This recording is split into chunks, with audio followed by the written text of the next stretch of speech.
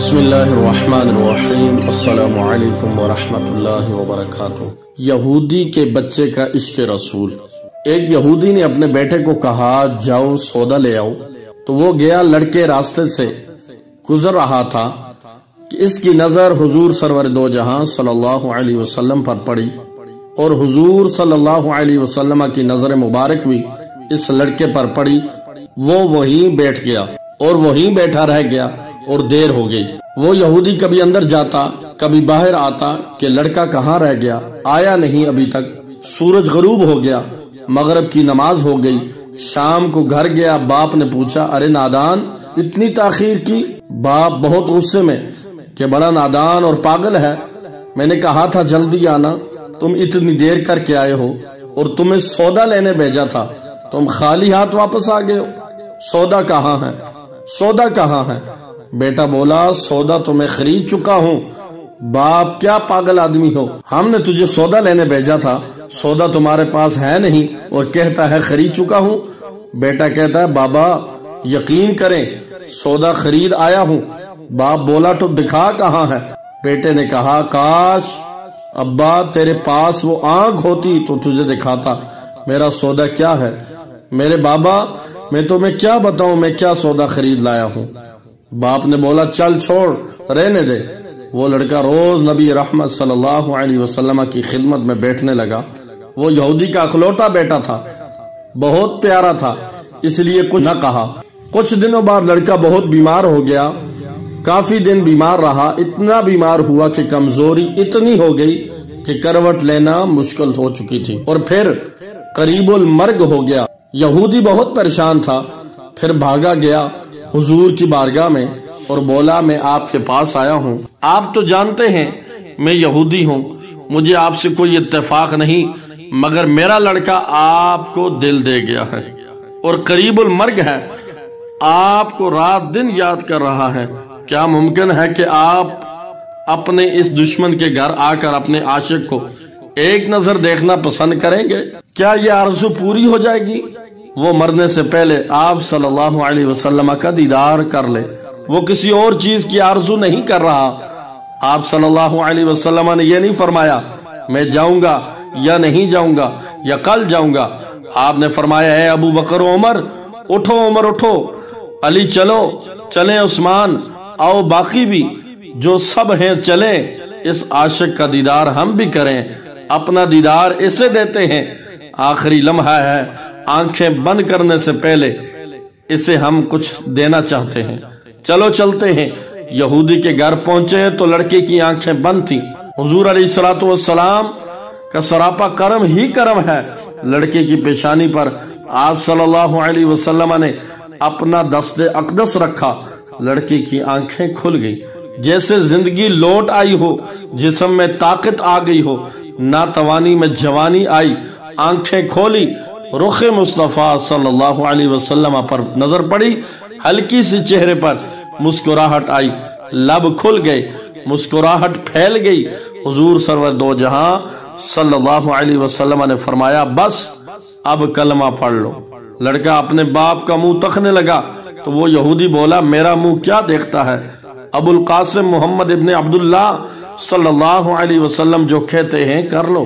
لڑکا بولا یا رسول اللہ صلی اللہ علیہ وسلم میرے پاس تو کچھ بھی نہیں۔ آپ صلی اللہ علیہ وسلم نے فرمایا بس تم کلمہ پڑھو، میں جانوں اور جنت جانے، تم میرے ہو جاؤ، جنت بھی تو میری ہے، جنت میں لے جانا میرا کام ہے۔ لڑکے نے کلمہ پڑھا، جب اس کے منہ سے نکلا محمد الرسول اللہ، روح باہر نکل گئی، کلمے کا نور اندر چلا گیا، آنکھیں بند ہوئی، لب خاموش ہوئے۔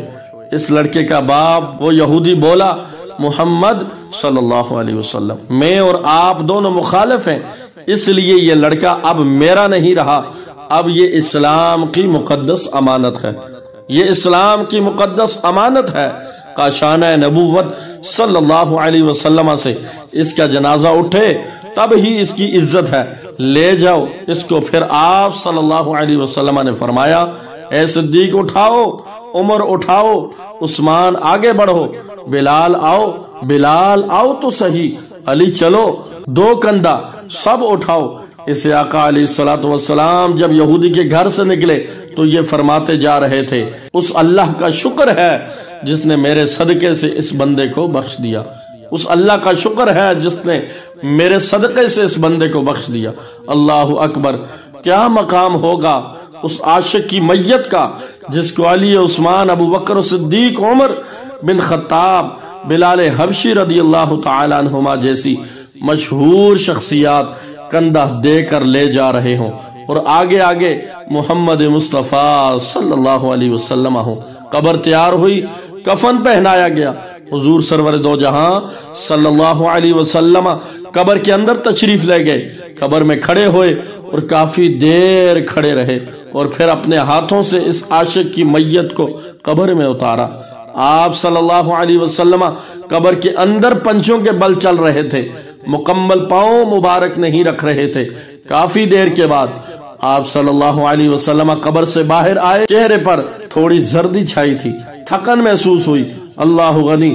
صحابہ پوچھتے ہیں حضور صلی اللہ علیہ وسلم یہ کیا ماجرا ہے؟ پہلے تو یہ بتائیے آپ صلی اللہ علیہ وسلم نے قبر میں پاؤں مبارک مکمل کیوں نہیں رکھا؟ آپ صلی اللہ علیہ وسلم پنجوں کے بل کیوں چل رہے تھے؟ تو کریم آقا صلی اللہ علیہ وسلم نے فرمایا قبر کے اندر بے پناہ فرشتے آئے ہوئے تھے، اس لیے مجھے جہاں جگہ ملتی تھی میں پنجہ ہی رکھتا تھا، پاؤں رکھنے کی جگہ نہیں تھی، میں نہیں چاہتا تھا کسی فرشتے کے پاؤں پر میرا پاؤں آ جائے۔ پھر صحابہ نے پوچھا یا رسول اللہ صلی اللہ علیہ وسلم آپ قبر کے اندر کیوں گئے؟ ہمیں کہتے ہم چلے جاتے۔ تو سبحان اللہ خوبصورت جواب دیا، میں نے اس لڑکے کو بولا تھا نا تیری قبر کو میں جنت بناؤں گا، تو اب اسی قبر کو جنت بنانے قبر کے اندر چلا گیا تھا۔ تو پھر حضور سرور دو جہاں صلی اللہ علیہ وسلم اتنے تھکے ہوئے کیوں ہیں؟ تھکا اس لیے ہوں کہ فرشتے اور حوریں اس عاشق کے دیدار کے لیے آ رہے تھے اور میرے وجود سے لگ لگ کر گزر رہے تھے، ان کی وجہ سے تھک گیا ہوں۔ کیا اس عاشق رسول کی شان ہے کہ جس کو قبر میں حضور خود اتار رہے ہیں۔ اللہ تعالی ہم سب کے دلوں میں بھی حضور سرور دو جہاں صلی اللہ علیہ وسلم کی پکی سچی محبت اور غلامی نصیب فرمائے۔ اس خوبصورت ویڈیوز کو اپنے دوستوں کے ساتھ ضرور شیئر کریں اور مزید اس طرح کی خوبصورت ویڈیوز کے لیے میرے یوٹیوب چینل کو ضرور سبسکرائب کر دیں، ساتھ لگی گھنٹی کے نشان کو دبا کے آل پہ کر دیں تاکہ ہر نئی آنے والی ویڈیو کا نوٹیفیکیشن سب سے پہلے آپ تک پہنچ سکے۔ السلام علیکم ورحمۃ اللہ وبرکاتہ۔